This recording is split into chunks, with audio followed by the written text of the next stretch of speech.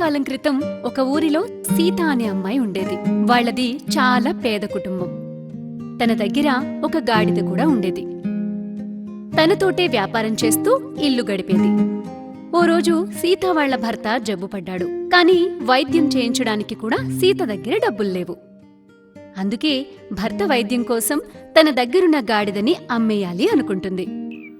ఇలా అనుకుని సీత గాడిదని తీసుకుని బజారుకి బయలుదేరింది. అలా అడవిని దాటుకుంటూ వెళ్తుండగా దారిలో సీతకి ఒక సాధువు కనిపించాడు. సీత సాధువుని చూసి ఇలా అడిగింది, "మీరు ఇక్కడ ఈ అడవిలో ఏం చేస్తున్నారు?" తల్లి, నేనిక్కడ దగ్గరలో ఉన్న ఒక పట్టణానికి వెళ్ళాలి. నేను మధ్యలో దారి మర్చిపోయాను. దానికి తోడు విపరీతమైన ఆకలి కూడా వేస్తోంది. "స్వామి, నేను నా గాడిదని అమ్మడానికి పట్నం వెళ్తున్నాను.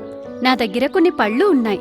ఇవి మీరు తినండి" అంటూనే పళ్ళన్నీ సాధువుకి ఇచ్చింది సీత. సాధువు ఆ పళ్ళన్నీ తిని ఇలా అన్నారు, నువ్వీ గాడిదనమ్మి ఏం చేయాలనుకుంటున్నావు? "నా భర్తకి ఆరోగ్యం బాగోలేదు. తనకి సరైన వైద్యం చేయించడానికి డబ్బులు లేక ఈ గాడిదని అమ్మి ఆ డబ్బులతో నా భర్తని కాపాడుకుంటాను." ఇదంతా విన్న సాధువు ఇలా అంటాడు, నువ్వీ గాడిదనమ్మాల్సిన అవసరం లేదు. నేను నీకొక మాయా గడియారం ఇస్తాను. అలా అంటూనే సాధువు ఒక మంత్రం జపించగానే చేతిలో ఒక గడియారం ప్రత్యక్షమైంది. సాధువు ఆ గడియారాన్ని సీతకిచ్చాడు. తీసుకో, ఇది నీ చేతికి వేసుకో. ఇది మామూలు గడియారం కాదు, మాయా గడియారం. ఎప్పుడు నీకు డబ్బు అవసరం అవుతుందో అప్పుడు ఈ గడియారాన్ని వేలితో తాకితే చాలు, డబ్బులు ప్రత్యక్షమవుతాయి. కానీ ఒక విషయం గుర్తుంచుకో, నువ్వు తప్ప ఈ గడియారాన్ని ఎవ్వరూ వాడలేరు.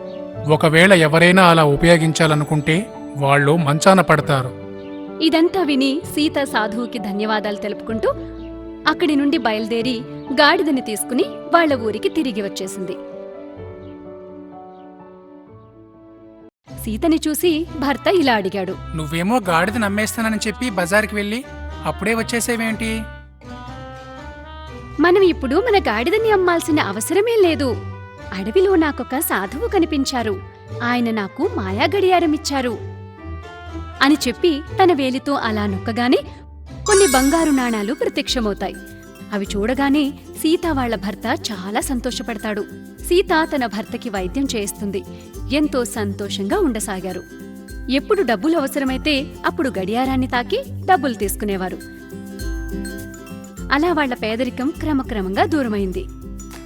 ఇంకా సీత వాళ్ల ఊరిలో ఉన్న పేదవాళ్లకి కూడా సహాయం చేయడం మొదలుపెట్టింది. ఈ విషయాన్ని తెలుసుకున్న కొంతమంది కుళ్ళుకోవడం మొదలుపెట్టారు. అసలు సీతకి ఇంత డబ్బు ఎక్కడ్నుంచొచ్చింది? తన భర్తకి వైద్యం చేయించడానికి కూడా డబ్బుల్లేవుగా? కనుక్కుందాం. ఓ రోజు నరేష్ కన్ను సీతపై పడింది. నేరుగా వాళ్ళింటికి వెళ్లాడు.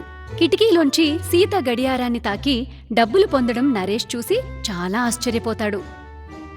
ఓ, ఇదా సంగతి! సీత దగ్గర మాయా గడియారం ఉందా?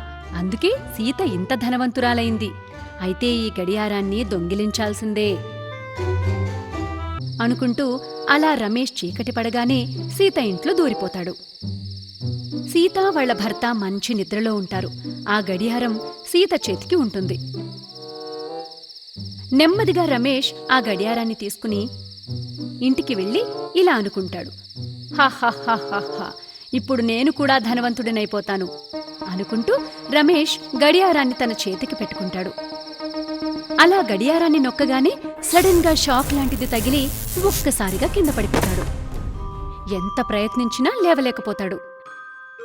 రమేష్ ఎప్పుడూ మంచంపైనే ఉండేవాడు. ఈ మాట తెలిసిన సీత రమేష్ ఇంటికి వెళ్లి ఇలా అంటుంది, ఈ గడియారం కేవలం నా చేతిలోనే పనిచేస్తుంది. ఒకవేళ వేరెవరైనా ఉపయోగిస్తే ఇదిగో ఈ పరిస్థితి వస్తుంది. నా గడియారం నాకిచ్చేయడం నీకు చాలా మంచిది. ఈ మాటలు వినగానే రమేష్ ఆ గడియారాన్ని సీతకి తిరిగి ఇచ్చేశాడు. ఇంకా క్షమించమని కూడా అడిగాడు. చూశారుగా పిల్లలు, ఈ కథ ద్వారా మీకేమర్థమైంది? ఎదుటివారిని చూసి అసూయ పడకూడదు. దొంగతనం అస్సలే చేయకూడదు.